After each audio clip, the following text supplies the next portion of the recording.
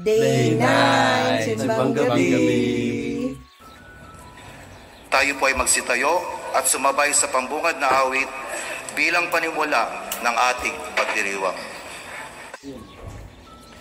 Ang ating pong banal na misa ay pangungunahan ng ating mahal na pari, Assistant Parish Priest at kamanlalakbay na si Father Troy de los Santos, OFM Capuchin.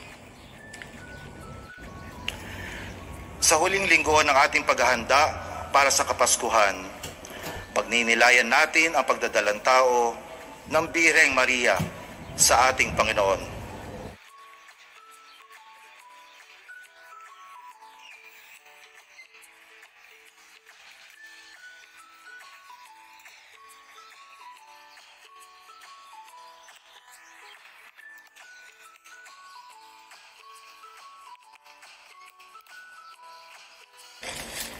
Ngayon ay sisindihan natin ang ikaapat na kandilang kulay lila para sa ikaapat na linggo ng Adbyento.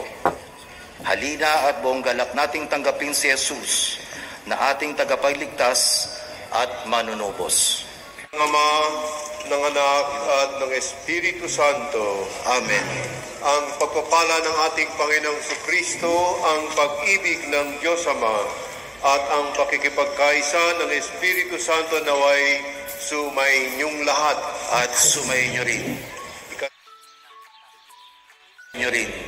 Ikasyam at huling gabi ng ating paghahanda, pagnunobena ng simbang gabi. Sinamahan tayo ng Birheng Maria upang maging karapat-dapat ang ating paghahanda. Ating pasalamatan ng Diyos sa mga biyayang ating tinatanggap, pasalamatan sa mga tulong na patuloy niyang ibinibigay, at upang tayo maging karapat-dapat dumulog dito sa banal na misa, ihingi natin ng kapatawaran ang ating mga nagawang kasalanan. Awan tayo ng makapangyarihang Diyos, patawarin tayo sa ating mga kasalanan, at patnubayan tayo sa buhay na walang hanggan. Amen.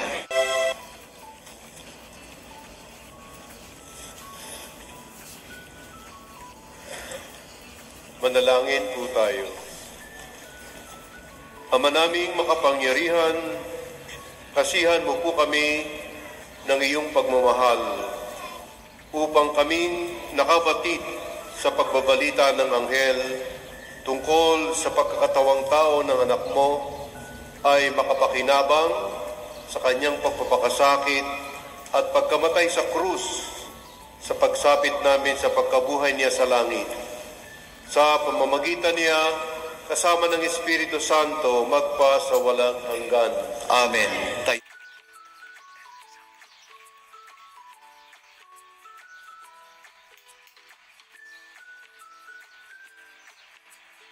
Ito ang Panginoon. At sumayo rin.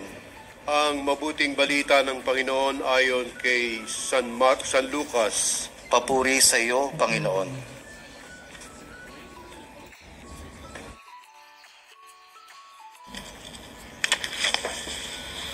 Noong panahon iyon, ang anghel na si Gabriel ay isinugo ng Diyos sa Nazaret, Galilea, sa isang dalaga ng pangalay Maria. Siya ay nakatakdang ikasal kay Jose, isang lalaki buhat sa lipi ni Haring David. Paglapit ng anghel sa kinaroroonan ng dalaga, binati niya ito. Matuwa ka, ikaw ay kalugod-lugod sa Diyos, wika niya. Sumasa iyo ang Panginoon. Nagulumihanan si Maria sa gayong pangungusap at inisip niyang mabuti kung ano ang kahugulan niyon. Kaya't sinabi sa kanya ng anghel, "Huwag kang matakot, Maria, sapagkat kinalulugdan ka ng Diyos. Makinig ka, ikaw ay maglilihi at manganganak ng isang lalaki, at siya'y tatawagin mong Jesus. Magiging dakila at tatawaging anak ng kataas-taasan. Ibibigay sa kanya ng Panginoong Diyos ang trono ng kanyang amang si David.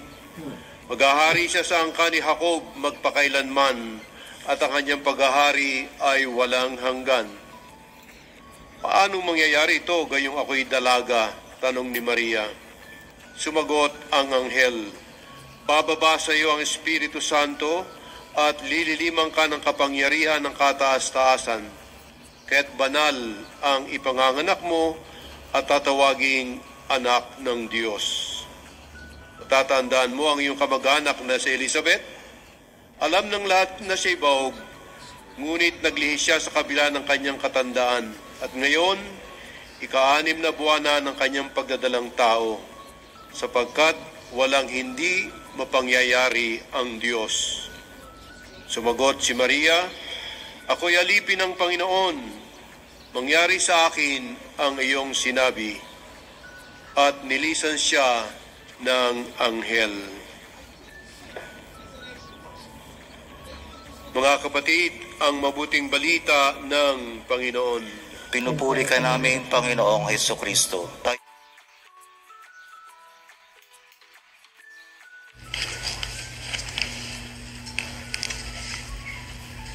Magandang huling gabi, huling simbang gabi sa inyong lahat.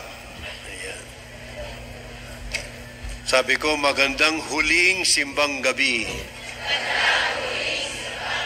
Yan. Yung mga nakabuo ng 9 na gabi, pumalakpak. Ayan.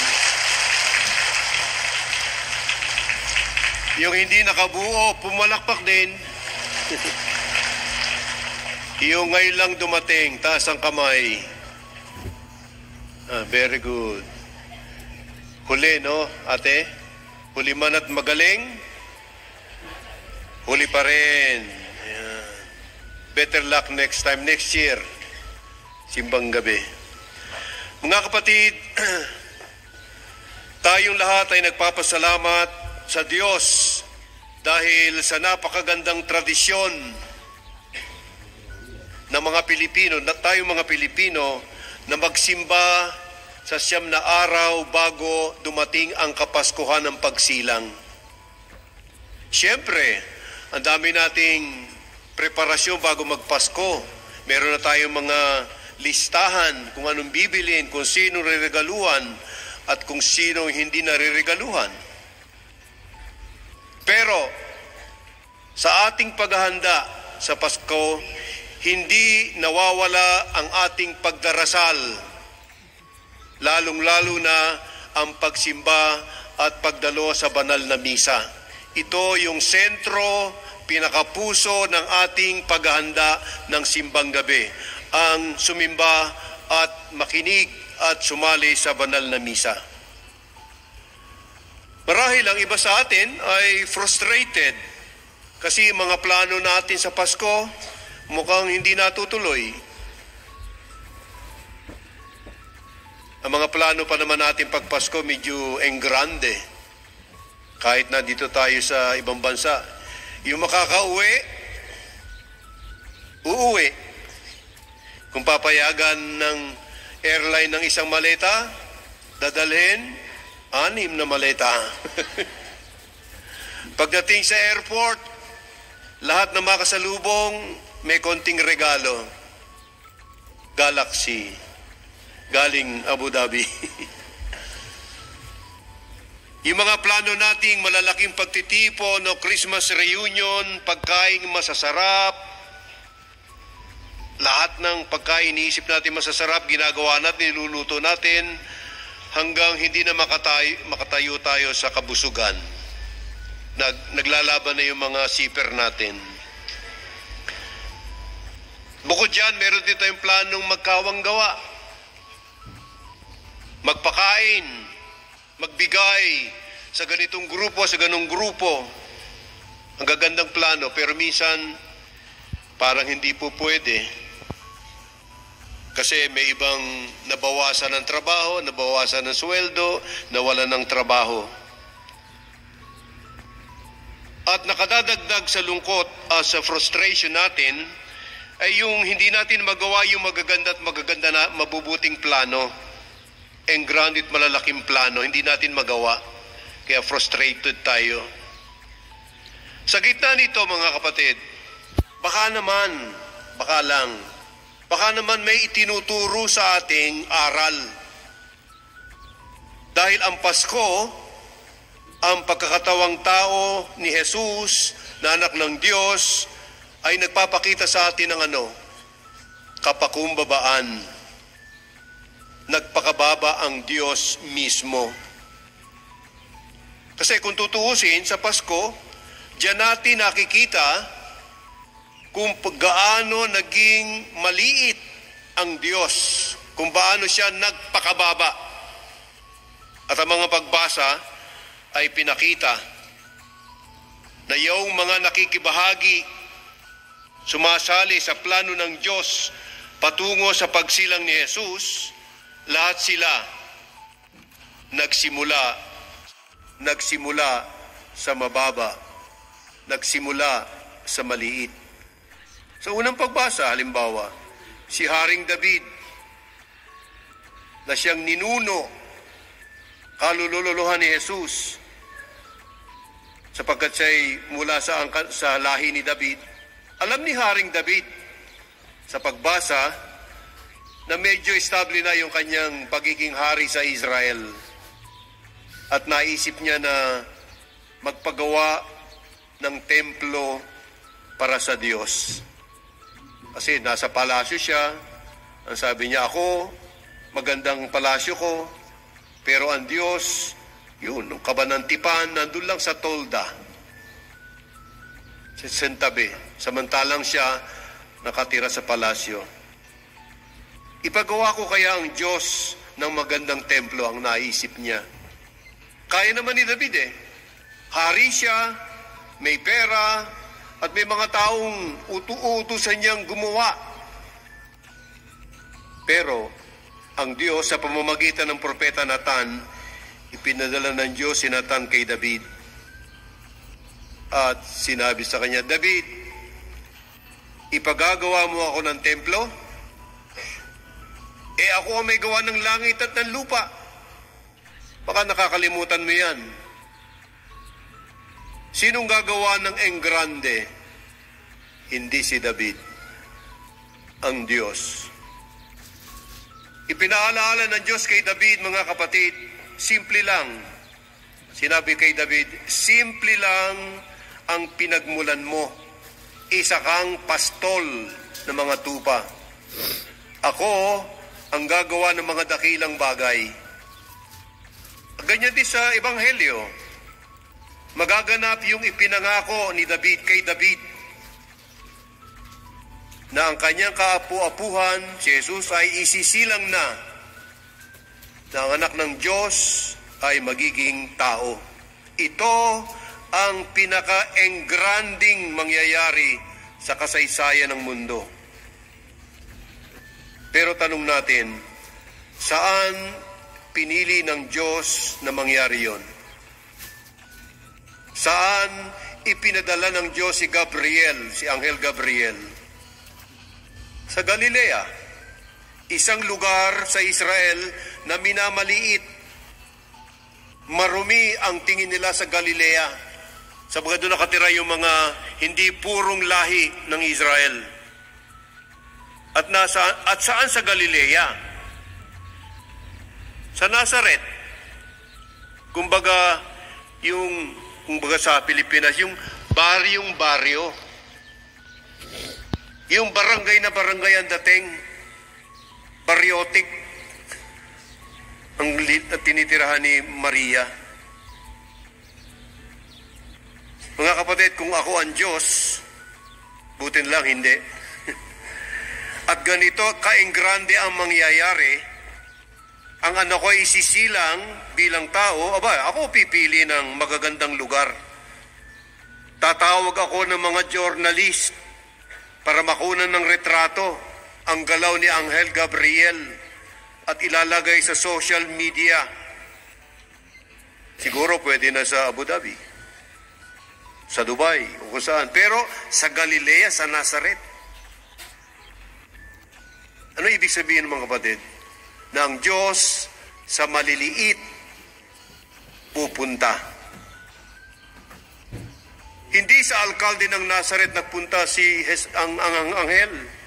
Nagpunta siya sa isang dalagang nagngangalang Maria. At si Maria, pagkatapos na marinig ang hinihingi ng Diyos sa kanya, na siya'y maglilihi at ang kanyang ipaglilihi ay ang anak ng Diyos upang matupad ang katubusan ng sangkatauhan, si Maria ay nagpakababa, inamin ang kanyang kakulangan at ng kanyang kakayanan. Sinabi niya, gusto ko po makiisa sa inyong plano, pero paano mangyayari yan? Dalaga ako, wala akong asawa. Inamin ni Maria yung kanyang limitasyon, yung kanyang kakulangan. At sumagot ang anghel, huwag kang mag-aala-ala Maria, ang Espiritu Santo ang gagawa nito. Sa iyong kaliitan, sa iyong kapakumbabaan, ang Diyos ang kikilos. Ang Pasko ay hindi gawa ni David. Kahit marami siyang kakayahan bilang hari, ang Pasko ay hindi ginawa ni Maria. Siya ay maliit at pinagmulan, pero pinili siya ng Diyos at siya'y nakiisa sa Diyos. Sapagkat ang Diyos ang gagawa ng mga dakilang bagay. Hindi ko alam, mga kapatid, ang inyong sitwasyon sa buhay ngayon. Pero kung meron mang kalungkutan, huwag masyadong malungkot. Baka sa Paskong ito, mga kapatid, ibabalik tayo ng Diyos na nagpakababa. At ang ipinipili niya na maging kasama sa pagliligtas ng sangkatauhan ay ang mga may mabababang loob. Minsan, gusto nating sagipin ang Pasko, iangat ang Pasko, kasi sabi ng iba, para namang hindi Pasko, walang ganito, walang ganon, kulang dito, kulang ganon, para hindi ko ma-feel ang Pasko. At ginawa na ang lahat para sagipin ang Pasko, para hindi mawala ang Pasko. Pero pinapaalala sa atin, mga kapatid, na hindi tayo ang dapat sumagip sa Pasko, hindi. Tayo ang sasagipin ng Pasko. Balik sa pagpapakumbaba na ang Diyos mismo ang nagpakita. At yung hindi natin magagawa, yung imposible nating gawin, kayang gawin ng Diyos. Yung hindi mo magagawa, kayang gawin ng Diyos. Ano yung hindi mo magawa? Magpatawad. Ano hindi mo magawa? Mahalin ang kaaway. So mga kapatid, tuloy ba ang Pasko?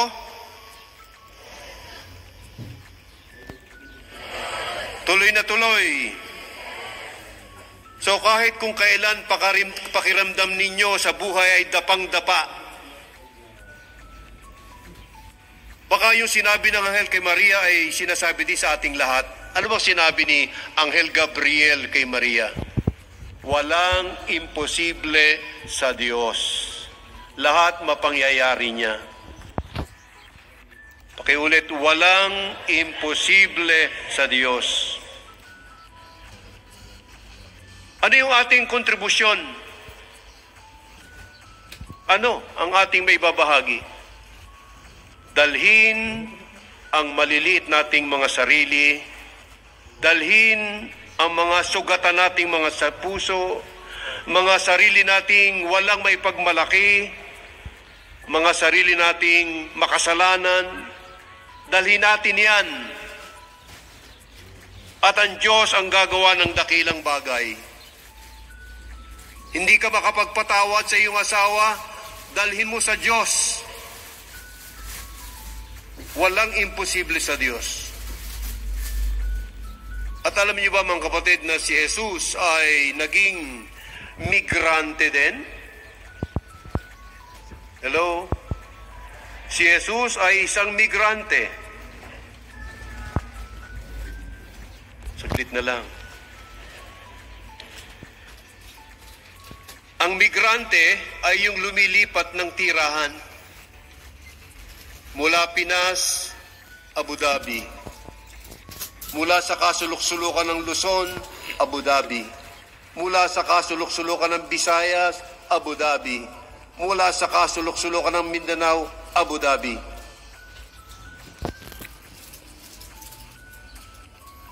Nag-migrate tayo, lumipat ng tirahan. Si Jesus, anak ng Diyos na nasa piling ng Diyos sa langit, pero sa takdang panahon, nag-migrate, lumipat ng tirahan. At ang unang niyang tahanan ay ang sinapupunan ng kanyang inang si Maria, isang napakasimpleng babae. Pero sa kanyang migration, sa kanyang pagmamigrate na yan, siya'y naging tao. Nakiisa sa lahat ng tao. Nakiisa siya sa bawat isang nilalang sa mundo. Walang tao na hindi niya nakasama at nakapiling. At si Jesus, mga kapatid, ay patuloy na nagmamigrate. Saan? Para tumira sa puso mo at sa kalooban mo. Yan ang katuturan ng Pasko, yan ang pinaghahanda natin. Na si Jesus ay naglalakbay, magmamigrate tungo sa puso mo. Kaya nang sinabi ni Juan Bautista, ihanda ang daraanan ng Panginoon. At yan, yung kanyang migration na yan ni Jesus ay hindi niya ititigil. Diba sabi niya sa huling sandali ng kanyang ng buhay at pag-alis niya papuntang langit, sabi niya, I will be with you till the end of time. I will be with you, Emmanuel. Hindi ko kayo iiwan. Hindi siya aalis. Titira siya sa atin. Sasamahan niya tayo. Kahit layuan ka ng mga kaibigan mo, nandiyan si Jesus. Kahit iwanan ka ng mga kamag-anak mo, kasama mo si Jesus. Kahit iwanan ka ng asawa mo,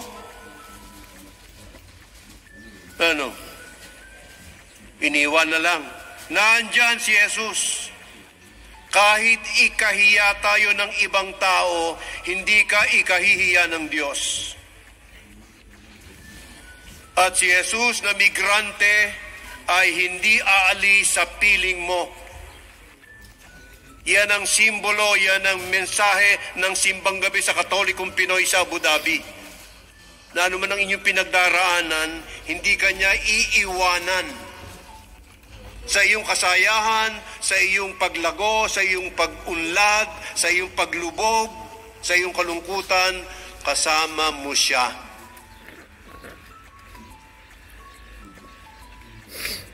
Sana, ang bawat isa sa atin ay maging anghel. Sapagkat ang anghel na si Gabriel, ang sinabi niya kay Maria, walang imposible sa Diyos. At ang anghel, ang ibig sabihin ng anghel ay magdala ng mabuting balita sa kapwa. At ang mabuting balita, mga kapatid, ay ito.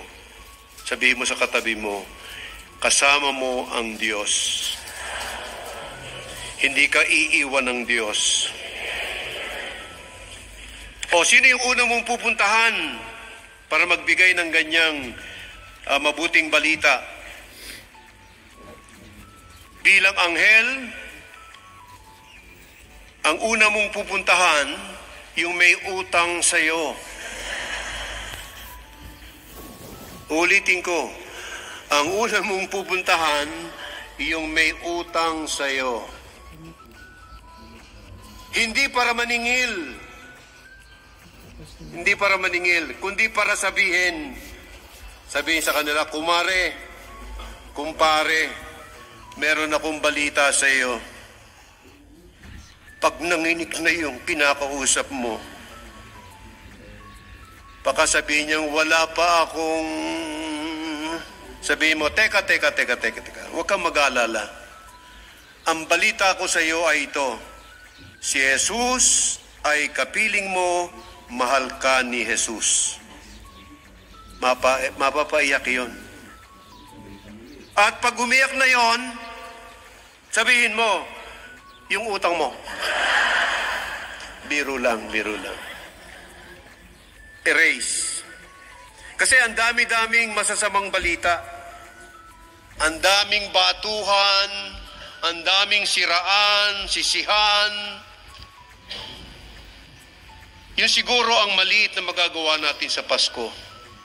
Pero napakalaki at malaki ang kaibahan. Walang ka-effort, simple lang maging anghel. Magdala ng mabuting balita. Kaya sa araw nito mga kapatid, ang anghel, ang ebanghelyo, ang anghel na nagdadala ng mabuting balita. Sa araw na ito, lahat ng lalaki, ang pangalan ay Angelo. Sabi mo sa katabi mo lalaki, Angelo ka. At lahat ng mga babae, Angela. At yan ang i-maintain natin hanggang Pasko, hanggang bagong taon, at magpakailanman. Tumahimik tayo at manalangin sa Panginoon na tumitingin sa mga mabababa upang maganap niya ang kanyang magandang gawain at nagsusugo sa atin na maging tagapagdala ng mabuting balita. Magsabog ng kaligayahan, magbahagi ng kasiyahan. Yung mga taong matagal mo nang hindi kinakausap, hingin mo sa Diyos at bigyan ka ng lakas para matawagan mo. Yung taong ang tagal-tagal mo nang gustong patawarin pero hindi mo patawad, humingi ka ng tulong sa Diyos para maging anghel ka, makapagpatawad. Sapagkat yan ang ating tema, liwanag ng Pasko, gabay sa mga... Pakibasa, hindi ko mabasa eh. Ayan. Ano yung liwanag ng Pasko? Si Jesus. Si Jesus ang liwanag ng Pasko at siyang gagabay sa atin sa ating paglalakbay. Huwag niyong iiwanan si Jesus.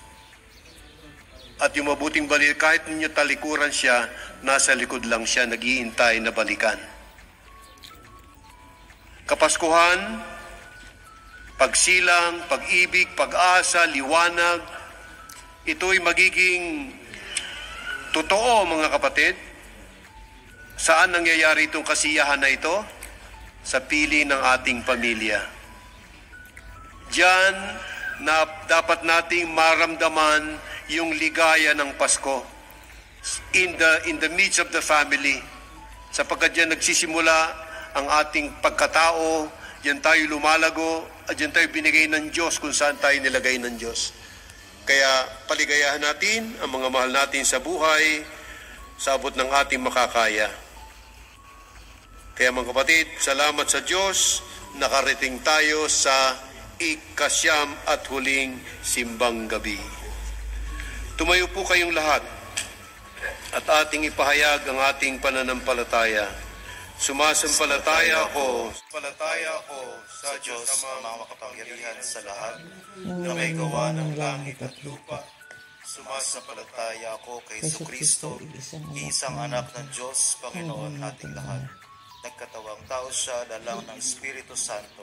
Ipinanganak ni Santa Maria Birhen, pinagpakasakit ni Poncio Pilato, ipinapos sa krus, namatay, nilibing, nanaog sa kinaroroonan ng mga yumao, na may katlong araw na buhay na maguli, umakyat sa langit, naluluklok sa kanan ng Diyos ang mga makapangyarihan sa lahat. Doon magmumula ang paririto at hukom sa nangabubuhay at nangamatay ng tao. Sumasampalataya naman ako sa Diyos Espiritu Santo, sa banal na simbahang Katolika, sa kasamahan ng mga banal, sa kapatawaran ng mga kasalanan, sa pagkabuhay na muli ng mga matay na tao, at sa buhay na walang hanggan. Amen. Sa Ama na tulad ni Maria, maging bukas at handa ang ating mga puso at isipan sa nalalapit na pagdating ni Jesucristong ating manunubos. Sa bawat panalangin ating itutugon, O Diyos ng biyaya, dinggin mo kami. O Diyos ng biyaya, dinggin mo kami. Dinggin mo po ang aming mga panalangin, O Diyos Ama. Tulad ni Maria, dulutan mo ng galak ang aming mga puso upang matanggap namin ng buong sigla ang iyong dakilang anak. Hinihiling namin ito sa pamamagitan ng iyong anak kasama ng Espiritu Santo. Amen. Tayo po ay magsiupo.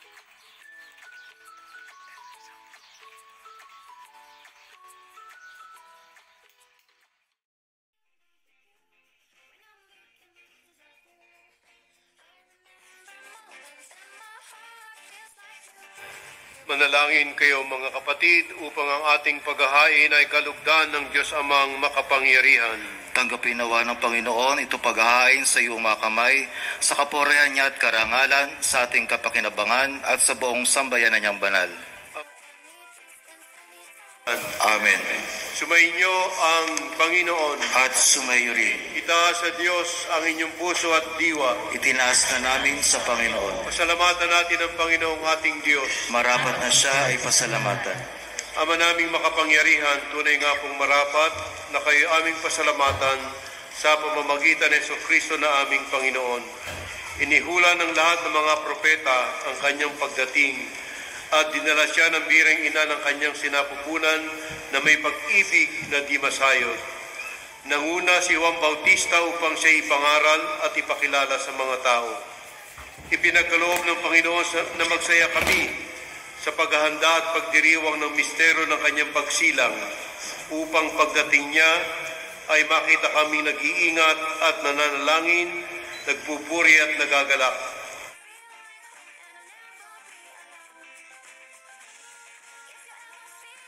Niya sa iyong kadakilaan.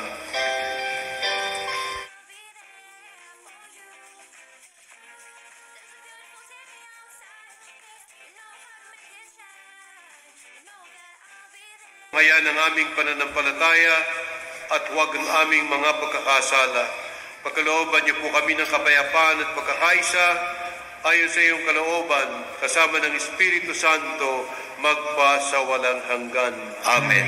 Ang kapayapaan ng Panginoon ay laging sumainyo. At sumayo rin. Pakisabi sa katabi natin, kapatid, walang imposible sa Diyos. Walang imposible sa Diyos.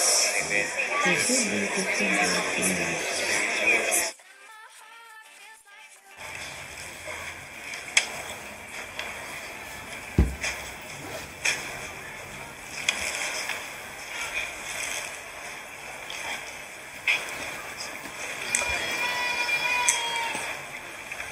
Mga kapatid, ito si Jesus, ang kordero ng Diyos na nag-aalis ng mga kasalanan ng sanlibutan.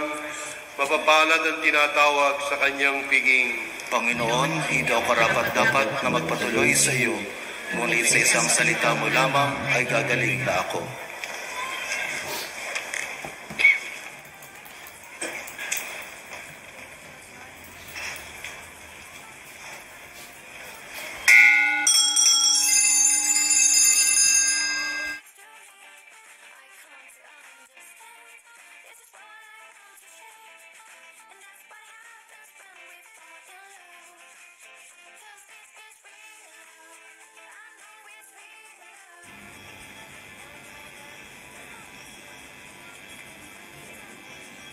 Manalangin po tayo.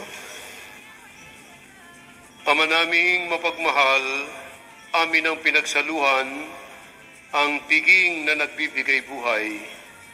Habang papalapit ang dakilang kapistahan ng Pasko ng Pagsilang, lalo nawa kaming makinabang na may pananabik sa pagiging marapat sa pagdiriwang ng iyong anak na siyang namamagitan magpa sa walang hanggan. Amen. Upo sandali.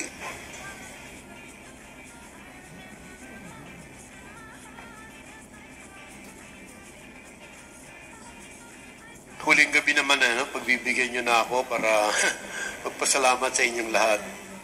Mga kapatid, sa pagtatapos ng ating simbang gabi, 2023 na ang tema ay Liwanag ng Pasko, Gabay sa Sama-samang Paglalakbay. Palakpakan natin ang Panginoon. Sapagkat siya po ang liwanag ng Pasko, si Jesus na sa siyam na gabi ay ating sama-samang paglalakbay upang salubungin ang kanyang pagsilang. Pakitaas ang mga kapatid natin nakabuo ng siyam na gabi. Taas ang kamay. Palakpakan niyo sarili niyo. Ayan.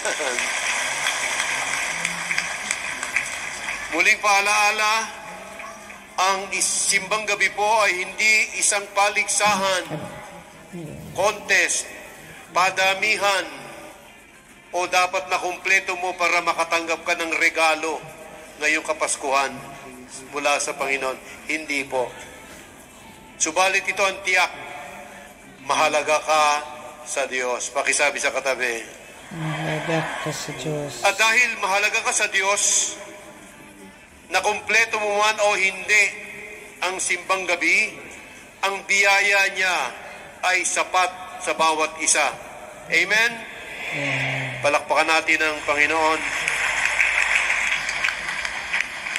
Ang inyong pagdalo sa Simbang Gabi 2023 ay patunay lamang na malalim at matatag pa rin ang pananampalatayang Katoliko ng Pinoy dito sa Abu Dhabi. Sa kabila ng ating pinagdaraanan, ang Simbang Gabi, mga kapatid, ay simbolo sa gisag ng pag-asa ng isang Katolikong Pinoy na hindi tayo nanghihina, hindi tayo bumibigay sa anumang pagsubok ng buhay bilang manggagawang Pinoy dito sa Abu Dhabi. Palakpakan natin ang ating mga sarili. Pakisabi sa katabi, Pinoy ka, matatag ka, huwag kang susuko, mahalaga ka sa Diyos. Ngayon, mga kapatid, pahintulutan niyo akong pasalamatan ang mga sumusunod upang matagumpay nating naipagdiwang ang Simbang Gabi 2023. Pagkamat wala sila dito, taos puso nating pasasalamatan sina Bishop Paul Hinder, ang Bishop Emeritus, dating obispo ng Southern Arabia, at ang kasulukuyang obispo Paulo Martinelli, OFM Capuchin. At walang ibang ating unang Pilipinong kura paroko ng Abu Dhabi, si Father Chito Bartolo. Salamat sa kanilang mga inspiring homilies. Paalaala na patuloy lamang na kumapit tayo sa Diyos at huwag magsasawang manalangin upang maramdaman nating siya ang Emmanuel, kasama natin ng Diyos sa anumang oras, at hindi niya pababayaan ang mga Katolikong Pinoy dito sa Abu Dhabi at ang kanilang mga pamilya.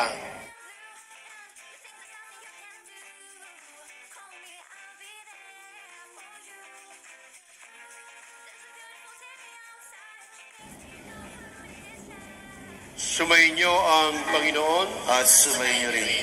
Pakiyuko ang mga ulo at tanggapin ang bendisyon. Mga kapatid kong Katolikong Pinoy sa Abu Dhabi, pagpalain kayo at ingatan ng Panginoon ngayon at magpasawalang hanggan. Amen. Kahabagan kayo ng Panginoon at subaybayan ngayon at magpasawalang hanggan. Amen. Lingapin kayo ng Panginoon at bigyan ng kapayapaan ngayon at magpasawalang hanggan. Amen. At ang pagpapala ng makapangyarihang Diyos Ama, Anak at Espiritu Santo naway sumainyong lahat, mga Katolikong Pinoy sa Abu Dhabi, ngayon at magpakailanman. Amen. Ang misa ay naialay na, humayo tayong mapayapa. Salamat sa Diyos. Merry Christmas! Merry Christmas.